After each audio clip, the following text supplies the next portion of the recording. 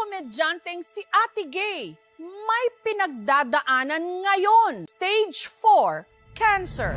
Ang singer at stand-up comedian na si Ate Gay. Ang lagay ko ngayon is mahirap kasi meron akong bit-bit na malalaking bukol sa liit. Masakit pakinggan na may cancer ka, mamamatay ka na. Gusto ko magpasaya ng tao kasi yun naman ang aim ko. Kaya... Walang himala! Walang himala! Pero sa sitwasyon niya ngayon, kailangan niyang maniwala na merong himala. Kailangan ko po ng himala. Kailangan ko po ng dasal.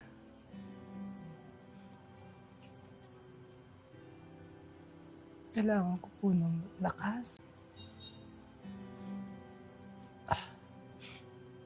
At sana po, makayanan ko ang araw-araw kong buhay sa ngayon.